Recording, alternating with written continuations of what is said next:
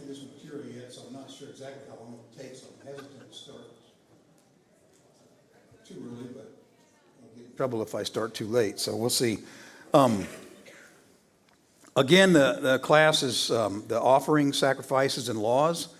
If you weren't here last week, it's where my goal is to go through the offering, the sacrifices, and the laws of Old Testament Israel and see kind of why.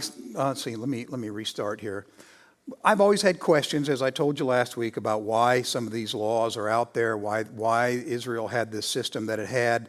Some of it doesn't really make sense to me or seems odd, I think, to my modern sensibilities. And again, we discussed this last week. And so I want to kind of explore that and see if we can sort of tease some of that out and then see how the law system, the system of sacrifices and stuff might apply to us today. Now, we know from the New Testament that we are no longer under the law, that the law is no longer in place because Christ fulfilled the law, but we still want to see how maybe that we might interact with some of that scripture or whatever today. And so what I'm doing is laying a kind of a foundation. Last week we started, I think we got to Abraham. We're going through the Old Testament, sort of looking at how worship was performed, what sort of offerings and sacrifices were done. And I think that's going to be important to us to kind of realize, when we get to the point of the law, we realize, or we're trying to figure out why it was given and what it was for. We need to know what went before it. So I'm going to continue that sort of inexorable slog today through history until we get up to the Israel as a nation. But one thing I did want to point out is this, is that I mentioned to you last week, and it's true that part of my drive to do this is because I don't understand some of the more obscure things that we find in the law. They don't make any sense to me. Some of them offend my modern sensibilities. And so there's a curiosity in me to know why did God do things this way? Why did he have these principles in place? But one thing I do want to caution against is this, is God does not need my approval, nor does he need yours. Okay, so we may not be able to discover exactly why he did things. We may find out reasons why he might have done something, and they might not really appeal to us, and that's irrelevant. Okay, it's nice to know. I think we're encouraged biblically to explore the Bible, but in the end, God does what he does. He makes his laws and his precepts for the reasons that he does, and he does not need. I guess what I'm trying to say is, I brought up last week that sometimes if you're in a discussion with somebody, they'll throw something about the Old Testament up in your face, and at times I think we're tempted to study this kind of stuff so that we can defend God and we can justify him before other people for the things that he's done in the past. Like a common one, for instance, is when he tells the Israelites to go into the land of Canaan and not leave anybody alive. Right, and if we're in discussion with somebody who is antagonistic towards Christianity, they might say, well, your God's a bloody God. He's violent. He's unmerciful. And I think that if we know the facts behind it, sometimes we can give reasonable reasons for what God does, but at the same time, again, God does not require me to defend him. He does not require me to justify him, nor does he require anyone to justify him. God is God. And so I just wanted to throw that out there as we go through that so that there's no misunderstanding. So again, I think if you were here last week, we did leave off at Abraham. We just started Abraham, had we not? You don't know either, do you? Okay. Well, luckily I marked the page, so we did, in fact, start out at Abraham. And if you'll remember, we were talking about Abraham, and I'm not sure if I can do this or not. Oh, yeah, look. We saw that Abraham had he'd been called by God. He had gone where God told him to go, and he had built an altar where we presume he offered some sort of offering. But Abraham began, it says, to call upon the name of the Lord, which, when we kind of explored that, is it appears that Abraham began to publicly and audibly, I guess, worship God, worship Jehovah. The word there is Jehovah. So he knows who he's worshiping, and he is specifically worshiping Jehovah. So, all right. So then in Genesis 13:8, as we continue our story, we have the story of Abraham and Lot. Okay, and you all remember that story. Abraham and Lot, they're doing quite well, and so well, in fact, that the land won't support them. And Abraham says to Lot, "Hey, we got to separate." Lot picks the very best piece of land that he can and says, "This is where I want to go." And so Abraham goes to a different place, and he picks up his whole. So he has. Let me start over here. He has moved. Abraham has gone. He's left Egypt. He was in Egypt. He's left Egypt. He's gone back to the place where he originally had worshipped God, and he's put down roots there. He's put down his tent, and that's where this conflict arises. And so we see that Abraham leaves. Then, when he separates from Lot, he goes to a different place. And as he goes to this different place, God appears to him, and he says, "Now lift up your eyes and look towards the place which you are, northward, southward, eastward, westwards. All that you see, I'm given to you." Okay, and then Abraham moves his tent, and it says in verse 18, "And came and dwelt by the oaks of Mamre, which are in Hebron, and there he built an altar to the Lord." So we see now Abraham, or he's still Abram at this point, he's moved now from some sort of, he was obedient to God, and he was doing what God told him, but now he's moved to the point where everywhere he goes, as soon as he puts down roots, Abraham builds an altar. So he's sort of making God now into his personal God. And so he establishes an altar as soon as he settles down. Okay, so the next kind of major thing that we come to, and that's in chapter 14, is Melchizedek. All right, so if you remember the story of Melchizedek, Abraham's living there happily among whoever he's living there with, and Lot's over in Sodom and Gomorrah doing what he's doing, and some king, there's actually 5 different kings, decide they're going to attack Sodom and Gomorrah. They do. They carry Lot off. Abraham goes after him. He gets everybody back. He's bringing them back. And out of nowhere, out of nowhere, we have this passage that starts I'm going to start in verse 17. It says, "Then after his return from the defeat of Chedorlaomer and the kings who were with him, the king of Sodom went out to meet him at the valley of Shaveh," that is the king's valley. And then in verse 18 it says, "And Melchizedek, a king of Salem, brought out bread and wine."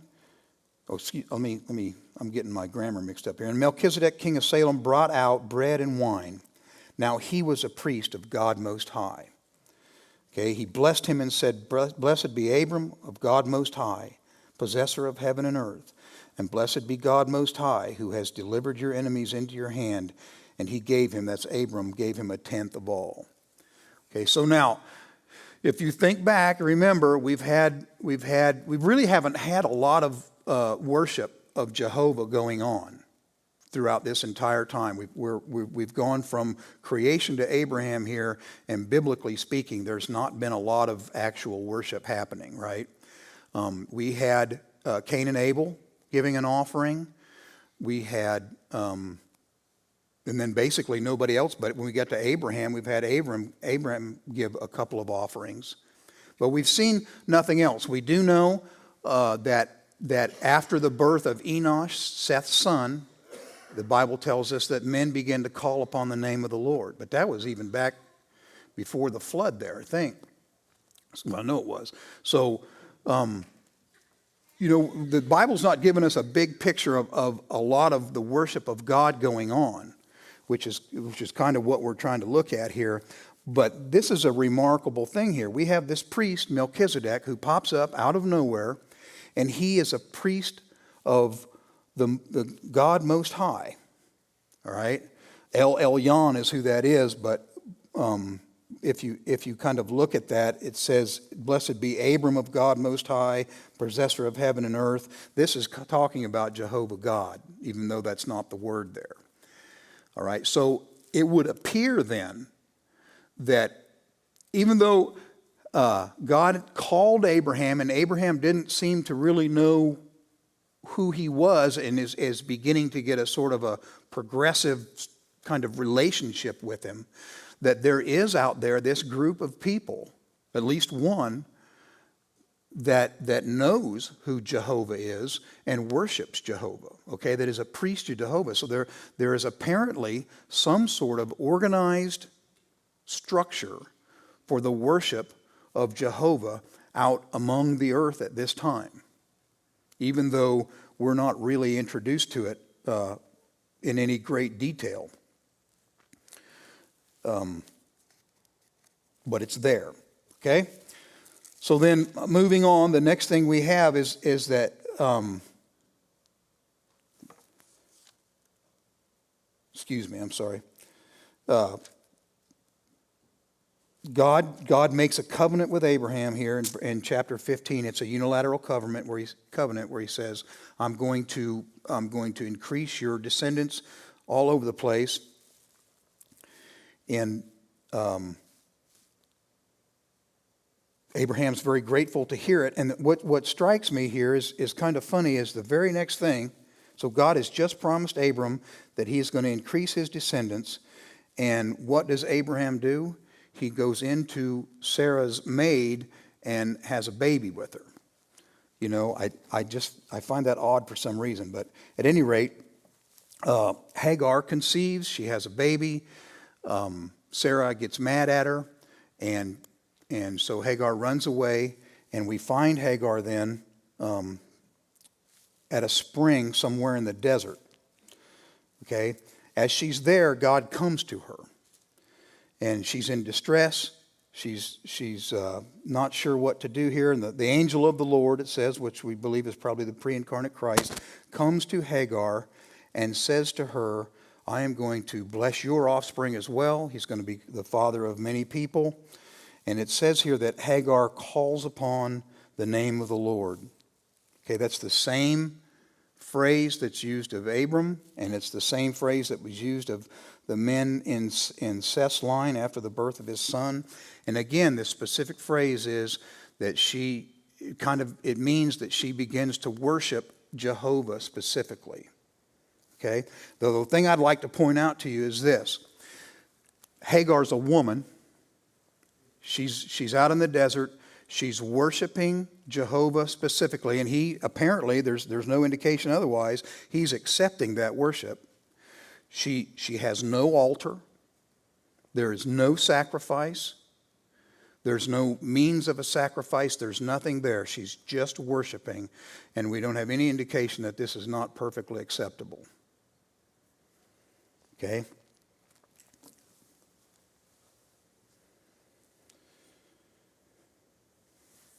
The next thing we see is this. God makes I'm calling this a second covenant with Abraham. I don't think that if you went through the theological covenants, you'd probably find this. But in Genesis 17, God revisits Abraham. And he makes him another promise. But this one is a little bit different. So in the first promise, it was completely unilateral. Is that the right word? It was one-sided. Right? God tells Abraham. Abraham doesn't do anything. God comes to Abraham and he says, this is what I'm going to do for you. I'm going to make you the father of a great nation. Okay? But on this one, he comes to Abraham and he says, I'm going to make you the father of a great nation, but he requires Abraham to do something. Do you know what that is?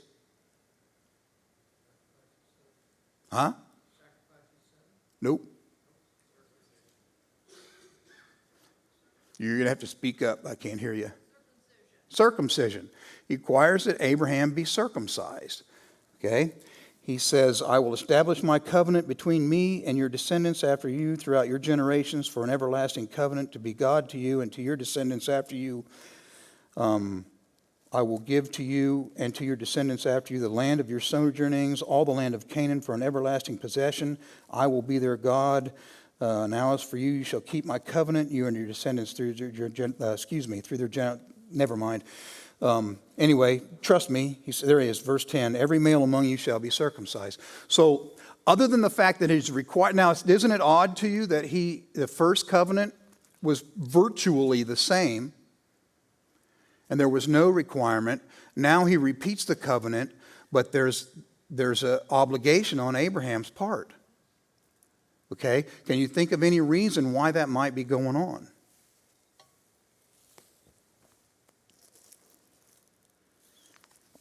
Is there anything different about this covenant other than the fact that Abraham's required to be circumcised? Dan?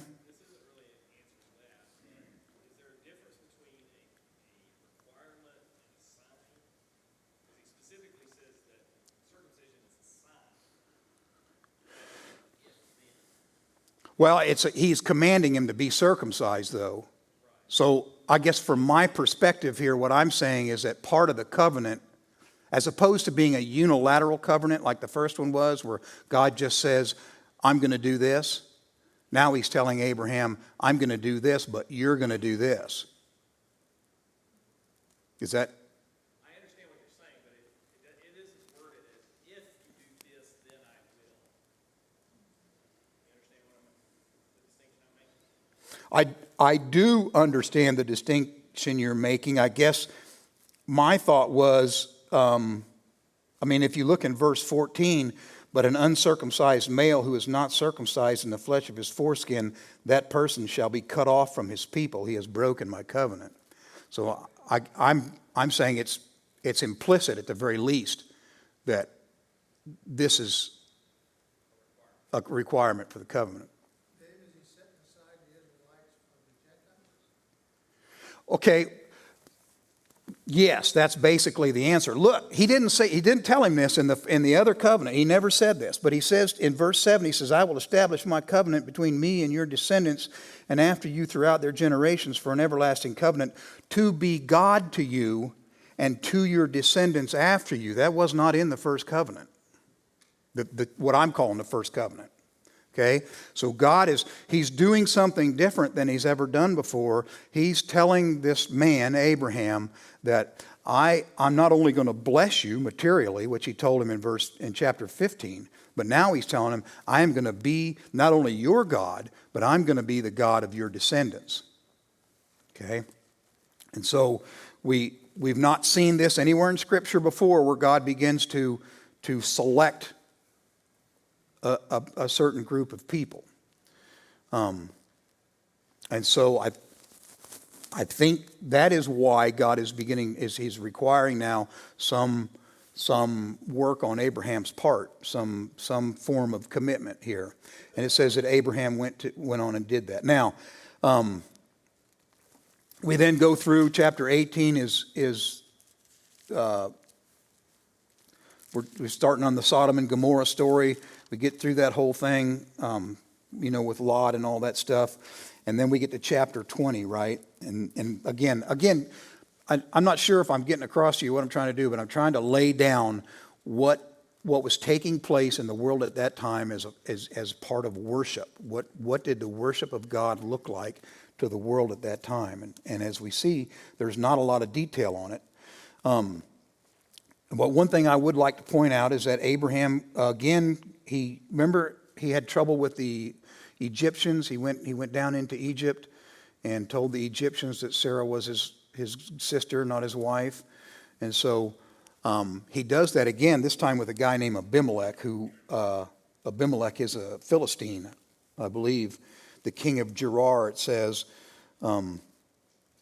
He goes down in there and he has some trouble with Abimelech. And at its resolution then, at the end of chapter 21, in verse 33, it says, Abraham planted a tamarisk tree at Beersheba And there again, he calls upon the name of the Lord. He publicly worships the name of the Lord. And this time, he adds something new here, the everlasting God. Okay? That's not been a phrase that we've run across before as well. Okay? So I think what we're seeing biblically here is Abraham's relationship with Jehovah is growing. He's learning more and more as he goes. Okay, now I just want to stop and sort of recoup a little bit and mention a few certain things. I've pointed this out last week, but I want to point it out again. When Abraham goes down and visits Abimelech, right? When he goes down into the land of the Philistines, he tells Abimelech that Sarah is his sister. Abimelech takes her. She's apparently, even though she's really old, she's apparently pretty good looking still. And he takes her, and he gets in big trouble. God visits him and says, "What are you doing?" Abimelech says, "Hey, I didn't know what was going on." And he goes to Abraham and says, in fact, I think that I might be getting my stories mixed up, but he goes to Abraham and says, no, I'm not. He says, "What are you doing to me?" Right? You're causing me heaps of trouble. And Abraham says, well, he says, in verse 11 of chapter 20, because I thought surely there is no fear of God in this place, they will kill me because of my wife. And actually, she is my sister. Anyway, so Abimelech, he gives back a big ransom of sheep and goats and all this stuff to Abraham. Abraham leaves, and he ends up, when it all ends up, Abraham plants this tamarisk tree at Beersheba, and he calls upon the name of the Lord. But Abimelech knows. Abimelech immediately recognizes that it is wrong, morally wrong, for him to take the wife of another man. Okay? And Abraham's reasoning for not telling Abimelech that Sarah is his wife is what? Huh? Yeah, but why did he do it? Why specifically did he do it? He says in verse 10, right? He says he was afraid they were going to kill him, but I guess my point is this, is he says to Abimelech, I knew that there was no fear of God in this place. Okay? So we know that Abimelech has some moral compass. He knows right from wrong. And when Abraham says there's no fear of God in this place, what we can surmise here is that Abraham realizes that even though these people know right from wrong, they're not doing it. They're not, when he says there's no fear of God, that doesn't mean there's no fear of Jehovah. It's a general term. The term there is Elohim. Who was my Hebrew student? Elohim, right? So it's a general term for God. And what he's saying is, I know that you guys you're not worried about right and wrong. Okay? So they know, they have a morality. They're aware of it. They just don't care.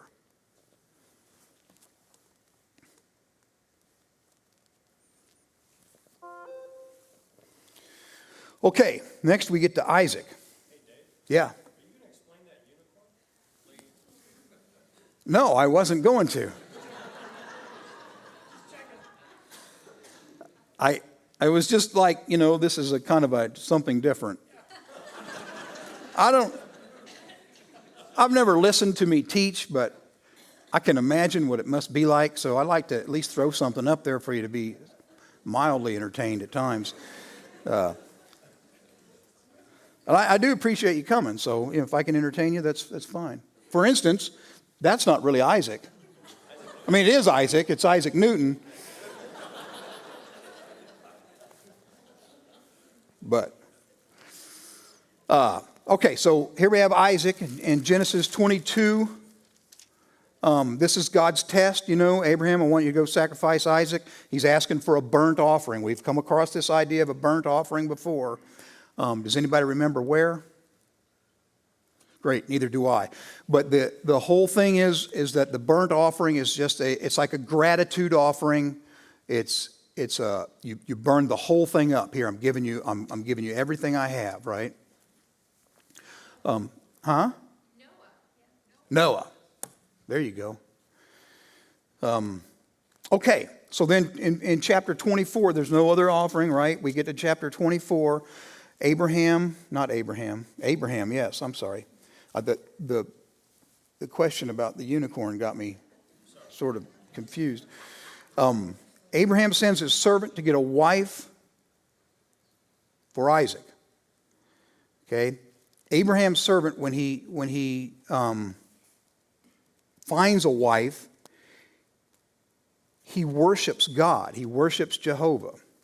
Right? So how did he know how to worship Jehovah? Probably learned it from Abraham. But the point I want to make is that we don't have in Scripture any detailed instructions on how to worship Jehovah, and yet he says, I'm worshiping Jehovah. Okay? And he tells this to Laban. Laban, the uncle of, I'm getting them mixed up, Jacob. You remember, he's coming next. And Laban knows who Jehovah is. He has some idea of this. He's not surprised by it or anything. So the knowledge of Jehovah is out there. Okay? So Genesis 26:25, Isaac, apparently out of gratitude, and after the Lord appears to him and says he will bless him, he builds an altar and he calls upon the name of the Lord. Okay, that's 26:25. So Isaac then is worshiping God publicly, and he pitches his tent.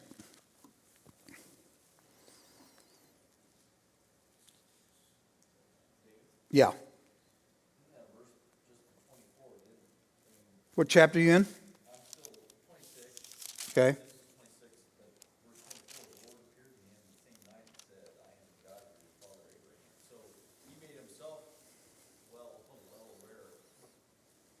What? Notice, though, that he says, I'm the God of your father Abraham. He doesn't say, I'm your God, although he's promised Abraham that he will be the God of his descendants. Okay, but he says, I will bless you and multiply your descendants for the sake of my servant Abraham.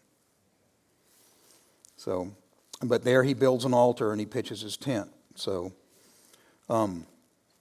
Isaac then runs into some trouble with Abimelech again and his commander Phicol.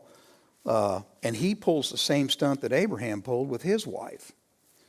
Okay, so these guys, they don't seem to me to be They don't seem to be learning that God will protect them to me. But at any rate, we see through this whole story that there's these people, they have a morality. They know right from wrong because the same thing results again. So there is a morality on earth before the law is given. There is a morality and there is a worship of Jehovah. Okay? To varying degrees and apparently even some sort of structured worship. Okay. Then we get to Jacob. Jacob and Esau. Everybody knows that story. So Jacob has defrauded Esau.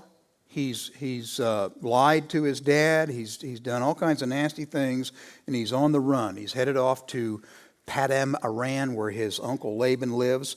And on the way, he goes to sleep somewhere, and he has this vision. And God comes and he says, I am the Lord, the God of your father Abraham, and the God of Isaac. The land on which you lie I will give to you and your descendants.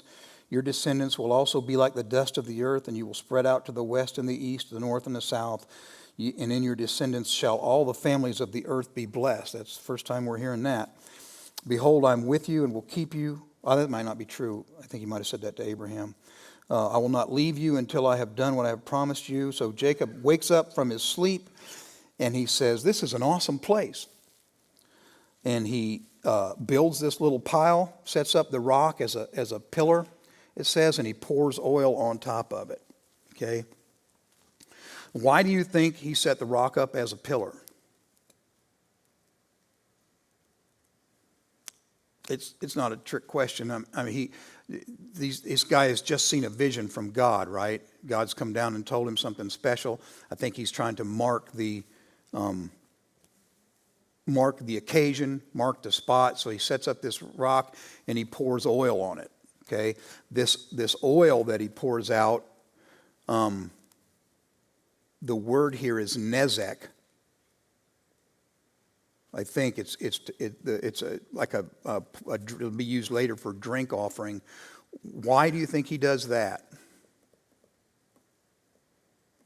Let me just say, I think this is an offering. I think that Isaac is offering, he's making an offering here. And I'm guessing if he's on the run to Padam Aram or whatever, he doesn't have a lot with him. This is probably the most valuable thing that he has, this oil, right? So this is, I don't know if it's an attempt to worship or not, but it's an attempt to offer some sort of offering to this God who's just appeared to him.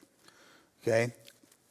We don't have another mention of any kind of offering at all until chapter 31 and verse 54, where Jacob is again on the run. He's running away from Laban this time, and he's on his way back to the land of his father, and Laban catches up with him. And Laban catches up and he says, "Hey, what are you doing? Why'd you run off like this?" And Jacob says, "Well, it's time for me to go, basically, and I don't want you doing this." And Laban's like, "Well, you come back with me." Jacob's like, "No, I don't want to do that." So and rather than have a big argument, they set up this boundary between them, and they make an agreement that you won't come any further, and I won't go any on this side, and I won't go any further on this side, and it says there that Jacob, in verse 54, Jacob offered a sacrifice on the mountain and called his kinsmen to the meal. And they ate the meal and spent the night on the mountain. Now, God is not in any part of this.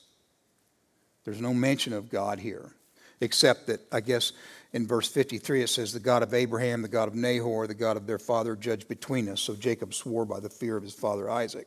Which again is interesting that Jacob swore by the fear of his father Isaac. That's a metaphor there for God. But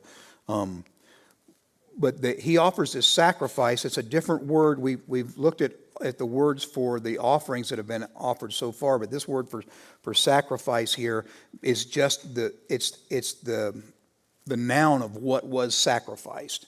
It doesn't say what kind of sacrifice or what kind of offering or anything like that. It's just mentioning that something was sacrificed.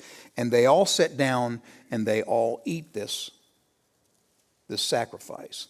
Okay? Him and Laban and all the people with him. Okay? The reason I'm bringing this up is I hate to give away stuff too early, but I'm afraid I'm being too obscure for you. So they eat this sacrifice. This becomes sort of like a sacrifice of fellowship, right? I don't understand completely these customs, but apparently the idea was we're going to sacrifice this animal and we're all going to eat it, and as we do that, that's a symbol of fellowship. It's a symbol of peace. Okay? And so we have here what looks to be sort of the roots of a peace offering between Jacob and Laban. Okay, so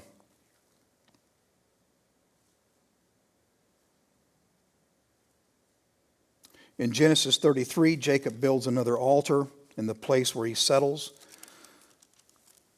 And again, if he's building altars, it doesn't tell us this, but the name of the altar is a sacrificial place. So we're assuming if he's building altars, then he is performing sacrifices on them.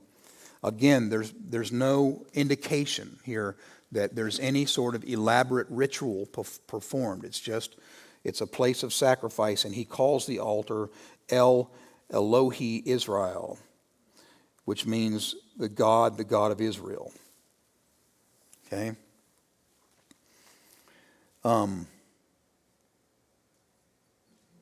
In Genesis 35, he builds another altar. He has to move again because he's got a daughter that gets raped. He has two sons that go to the people who raped this daughter and slaughter a whole village, right, or a whole city. And because of that, Jacob has to move. And so he does move, and as soon as he gets to the next place that he's going, he builds another altar.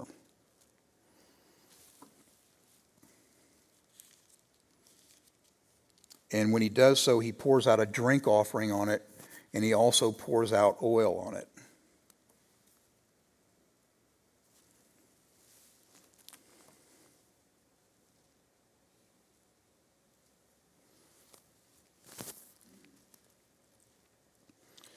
See what we get. Okay. All right. So just to sort of cap this whole thing off, this is kind of the end of, we don't see any more, there's no more offerings, no more sacrifices going on through here. And the children of Israel now will go into Egypt, and the next kind of story picks up at the Exodus. And so just to sort of recap where we're at. How much time have I got? Not much. Okay. What do we know so far? Okay, so there's three different kinds of offerings that we've looked at. We've had the minya offering, which is a tribute offering, sort of like a tithe. We've got the olah, the burnt offering, which seems to be the most prevalent when you want to make an offering to God just for general purposes. You do this burnt offering where you burn up the whole thing. There's the nesek offering, which means to pour out. It's a drink offering. We have what looks like offerings offered for these occasions. We have a tithe, which we saw with Cain and Abel, which was that olah offering. We have the thank offering, or the general worship offering, which was the burnt offering. And we have this kind of fellowship offering that Jacob and Laban had together, this peace offering between them. Okay? We have some precedents that are being set. We have public specific worship of Jehovah, which seems to be practiced at least since the birth of Seth's son Enosh among humanity, among certain people. There appears to have been some sort of institutional worship of Jehovah that was known after the flood and during Abraham's lifetime by the presence of Melchizedek. And we have Abraham himself publicly worshiping Jehovah, And it seems to be that although it was normal to do, that the offering of a sacrifice, and I'm basing this off of what happened with Hagar there, the offering of a sacrifice was not necessary for the worship of Jehovah. Okay, it was normal but not entirely necessary. And we know that there's a general sense of morality present in mankind, and that they're able to distinguish between right and wrong, and they know what that is. But what's one thing we don't really see out here? We don't see scripturally here. Nobody's talking about sin, right? There doesn't seem. I mean, we're seeing right from wrong, but there's no emphasis on a remedy for sin. There's none of these offerings that have been offered so far have been for any kind of atonement or any kind of guilt offering or anything like that. We haven't seen anything like that at all. Okay? But we have one more book, right? And that's Job. Sorry, just a quirky sense of humor. Okay? Job 1:5 and Job 42:7. We see offerings offered. Job offers sacrifices for his children because he's afraid they have offended God. Okay? So clearly, this is some sort of atonement offering. And then in 42:7, that's the very end of the book, God actually comes to, I can't remember their names. Eliphaz the Temanite, who were the other? There was two more. Anyway, it's not important. Three of the four friends, right? God comes to him and he says, "You guys have spoken incorrectly against me. I'm offended by you. And you need to do two things. You need to offer," they had to offer like 7 different bulls and something like that as a burnt offering. And then they had to go to Job and have Job pray for him. Okay? And God said, "I will accept Job's prayer on your behalf." And so, I wrote it down here. Eliphaz, Bildad, and Zophar. And what's interesting here, though, is that the offering, the sacrifice of these bulls is not enough. Okay? God tells them, you need to go sacrifice these animals, but that's not enough. You have to go to Job and get him to pray for you, which I assume means confessing to Job that you've wrongly accused him or whatever, and make amends to Job, and Job is to pray for you, which is exactly what Job does. And so we see in the book of Job, at least, which is, I don't know if you're aware of this, but Job is like, chronologically, it's very old. All right? One of the first books of the Bible. And so this would have been before the time of Israel. We have Job offering sacrifices, which appear to be very much for atonement. Okay, so we're back to that. We have these offerings for atonement.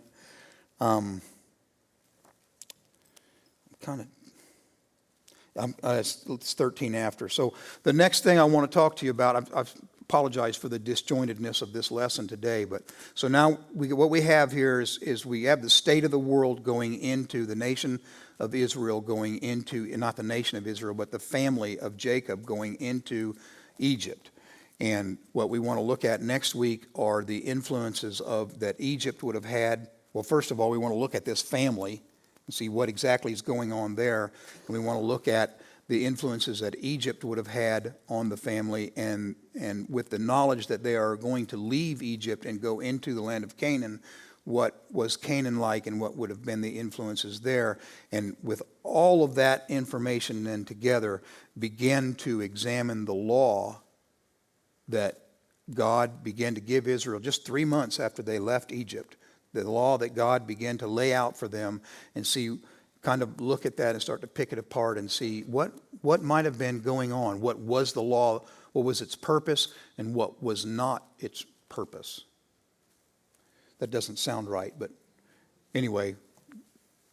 Yes, Kim.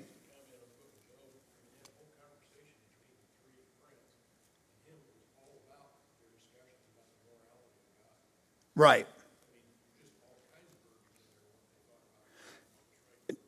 The reason this is important, I'll just tell you now. I mean, we're going to discuss it next week anyway. But the one thing you need to realize is that the law was not given for people to be moral. Okay, that's one of the reasons. When I think of the law, I think, well, you keep the law. And we're over time here, but the law. God gave us the law so we'd know what was right and what was wrong. But that's not true. People knew what was right and wrong without the law. It wasn't needed for that. So that's one of the reasons I'm kind of beating this horse to death here. But I'm going to beat it again next week too. So here's a preview. Okay. Yes, Judy? Could you back up that slide a couple? You want to see the unicorn? No. I want to see what the word was for drink offering. Nesek. Nesek. Mm-hmm. And it doesn't mean drink offering. It means to pour out. No more questions? Great. Nick? I'll email it to you. All right. Thank you for coming.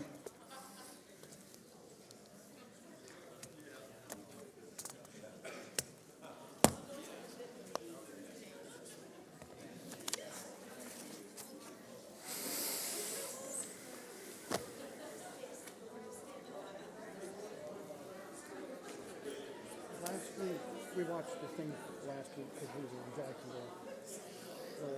You said something about you didn't understand where